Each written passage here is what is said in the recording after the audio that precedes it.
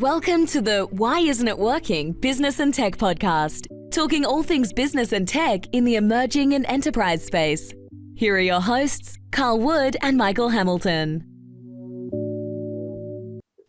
Well, welcome to another episode of Why Isn't It Working? And today I'm very happy to say we've got Robin Miles back with us, who, including my good partner in crime, Michael Hamilton. How are you, Michael? I'm very good, mate. Very good. Fantastic. And I'm looking forward to a fireside chat with Robin. So, Robin, I guess the key theme for today, that we want to talk about is, talking about what the most productive leaders do differently. So before, we get into anything else, I think it'd be really great to hear, some of your thoughts on this subject and before we really get into it.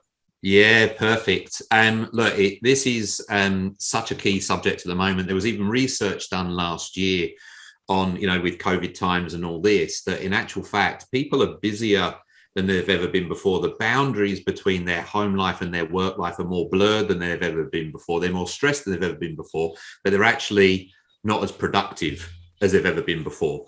And so, from that research, it really showed that we need to wage war on optimizing our kind of productivity to be much more kind of productive. And there's lots of kind of basic things that have impacted all of our worlds, that we need to kind of embrace. But just to give you two probably absolute kind of nuggets, is that the first one was that they did research of identifying that people are distracted on average 11 times a day of an average duration of 24 minutes.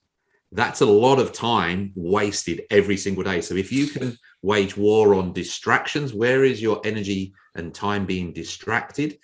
Is number one. And second is, like, we call them time bandits and energy vampires. Where are you just bleeding time?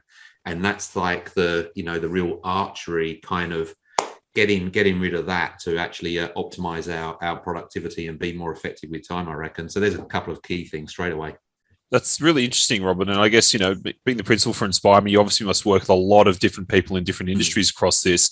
I mean, one of the key things that people pop up before with an excuse is, I'm a procrastinator. I've got that procrastination and it's just the way I am. But I mean, it's probably something that's more of a habit, isn't it, really, that needs to be trained out or moved on from? Yeah, correct. I mean, procrastination is one of the issues. So we talk about reactive time versus proactive time. So reactive time is where we're spending time not consciously. Procrastination is one of them. Netflix is one of them. This thing, if you want to know where you're spending your time, just go to your screen time and be horrified. I only check that every now and then. No, rubbish. You were on that 3 hours a day, on average, So procrastination is another one. It's actually a form of negative thinking where we just go around and around and around. And what we need to do is just have that little, like you say, that little bit of discipline to say, stop. Use the executive part of our brain, which is the key thing with being productive. Am I doing the right thing at the right time for me, or is this a distraction? What is it that I need to, I call it the 4 Ds. What is it that I need to do? What is it that I need to dump? What is it that I need to delegate? Or what is it that I need to defer? I'm not going to be distracted by that now. It's a next week thing. Done, move on. And it's actually the key thing, I reckon, is discipline to these basics is really what's needed. I have to say, that leads on to what I'm noticing from people being at home versus traveling to work every morning, right? They listen to podcasts, right? They do those things that they can educate themselves in inspirational things too in the mornings and in the afternoons, maybe at lunchtime. But they're doing that during the day at home, which also blends in their work and their personal stuff, or stuff that helps them with their day job. Is that some of the things that you're seeing popped up? Totally, because the thing is, what happened is that the way that we live our lives, we've got our environment and then we've got our psychology, right? These are the two kind of fundamental things. Our environment's fundamentally changed because we're not driving to work anymore. So, and our worlds have kind of changed. So there's rituals or ways of doing things. And another thing that most productive leaders do differently, chunk their time. Right, that time I'm going to do that. That's the most productive time for me doing that. And it's different for all of us. Some of us are, we're game on in the morning. Some of us are slower to kind of start.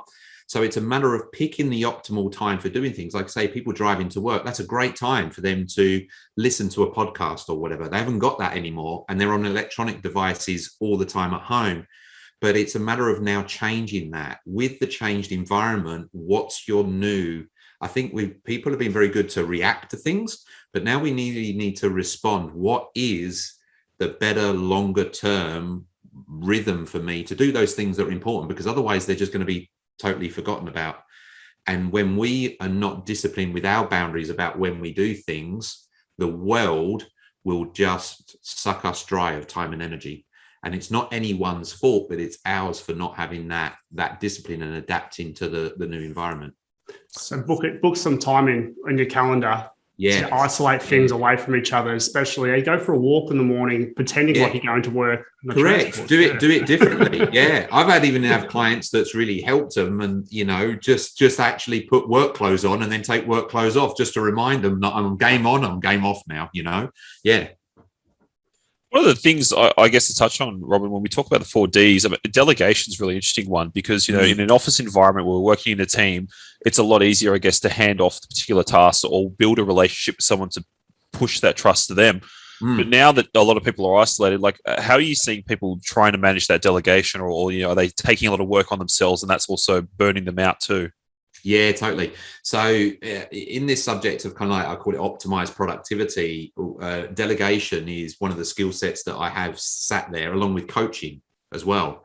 Because if we can coach people, then they're more likely to do the things that we want without our direction ongoing. So in actual fact, I think what it's actually exposed for people is deficiencies in people's skill sets around coaching, around delegation. And we just need to increase our discipline because when we're virtual, say I delegated something to you, Karl, and then I go, I didn't mention to Karl the time frame that I need it by critically.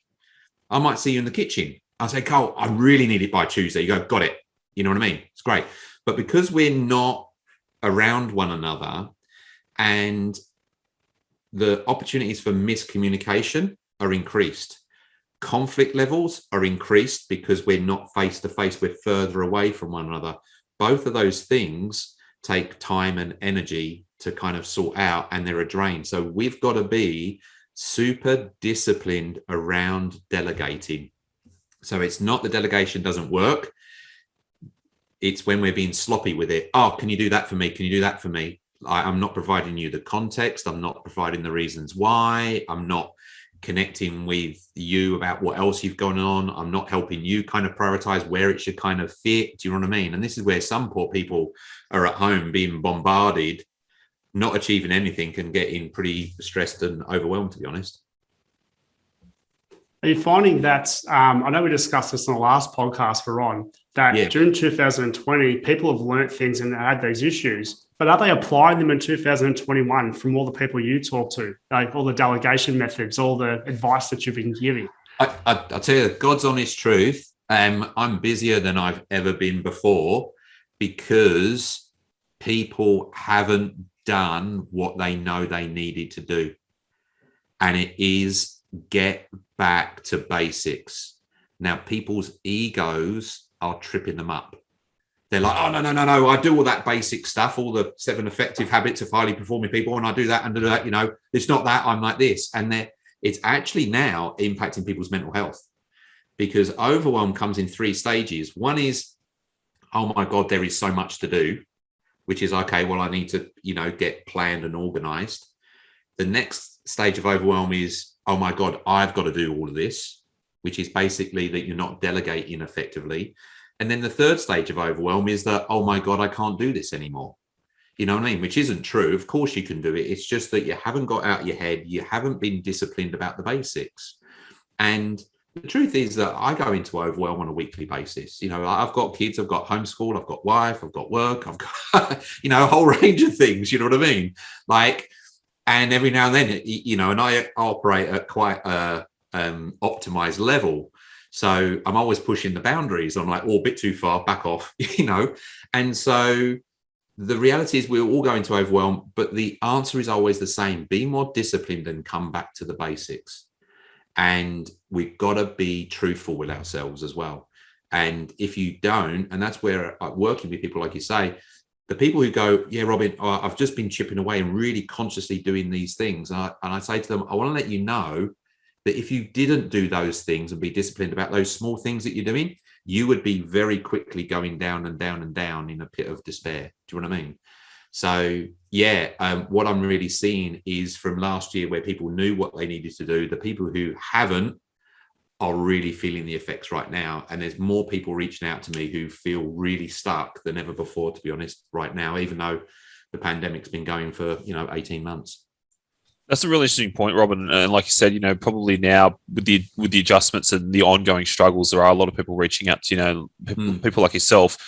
Do you think that once there is a transition back to, I guess previous, if it does, to more of an office-based, component, do you think there will also be people that struggle with that transition back as well, like they did going back from home? Yeah, I absolutely agree. I think there will be, and there's going to be different tension points, Like when the pandemic kind of hit and stuff, and then it looked like, okay, well, we're going to be working from home, then we go back to the office, and we'll be over this type of thing. I preempted at that time, when everyone goes back to the office, there's going to be so much conflict, because it'd be like, Michael, I thought you had that underhand, you didn't. You know what I mean? Because there's going to be realization of what people have actually been doing and not. The fact is that the pandemic's kind of been, gone for longer, but I think it will. Everyone's realized different things about themselves. Do you know what I mean? About what's important and what's not and stuff. And I always remember when I went to Africa to do aid work, I was very conscious of the culture transition of going to Africa and living there. But I didn't think about the transition and the culture shock of coming back to England. And that's what hurt me. And so I think it's important to always think about those differences. What does it actually mean? If you kind of just dismiss it, then it will bite you in the backside. So I definitely think it's needed. And I think that we had a unifying thing before, which is COVID hit, right? Everyone has got to mandated work from home. Whereas the comeback, you're now out of 100 people, you've got 100 different opinions about how it should be. So I think it's going to be more complex in that, influencing and bringing people together and gaining that alignment, to be honest.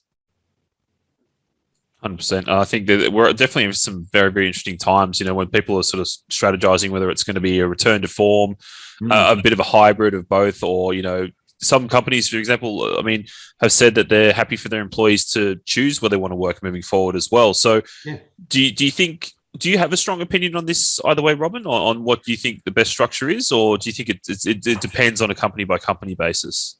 Yeah, I think that I think we were too far one way. And I think, forced lockdowns for everyone, and that is too far that way. And I think, like most things, we'll find kind of a bit of a middle ground with it. And I think there's some organizations who have done really well with that. Even before COVID, we're doing very well with it. They've flourished the best and had the least kind of impact. And there's other companies who are still organizations, I say, because I think there's even like government agencies and stuff like that where they're like, no, we're going back and doing exactly like this again. And I'm like, I don't think, you know what I mean? I don't think it ever will go back exactly the same. And I think actually having that flexibility to really go to what all the theory says, which is, right, how can we support people to actually optimize their productivity so they're more efficient and effective and be more balanced with the things that are important in their lives? Like, that's the opportunity that we've actually got to do if we work with people about what that kind of means. And like I say, I think there's organizations who are doing it very well. And I've said this before, that I think that the organizations who don't do it well, I think employees will just vote with their feet, to be honest. Hit the nail on the head, I reckon, without doubt on that. And I think we're seeing that. We're seeing that online. We're seeing that media coverage also, and people's feedback to what's going on. Very vocal about that too. Yeah. They're like, why would I return to that? Like, considering their individual circumstances, because there's other organizations that like this. There's some people, who their organization are like, no, we're not going to do that, but they want to go back to the office. Yeah. So for them, it might be that they want to change from a more flexible arrangement to actually going back to one of those more traditional. So, and I think we're seeing it's in the employee market right now, is there's such turbulence of people moving between organizations and stuff. There's a lot of turbulence in the marketplace, which I think will continue until things kind of settle down a bit, to be honest. It does seem to be, a bit of a bidding war at the moment for top talent, but I think you're right. It seems to be quite hot, but once everything has some sort of normalcy, that would probably stop, but it will be interesting to watch. Yeah, and I would, if you're thinking about it, I would say take the opportunity now, because once all our borders open and then, international talent can kind of come in, the opportunities might not be there. So strike while the iron's hot.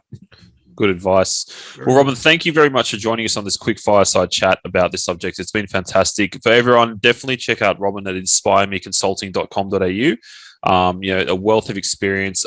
Always a pleasure to chat to, and we look forward to seeing you again soon. Perfect. Cheers, guys. Thank you. Thank you.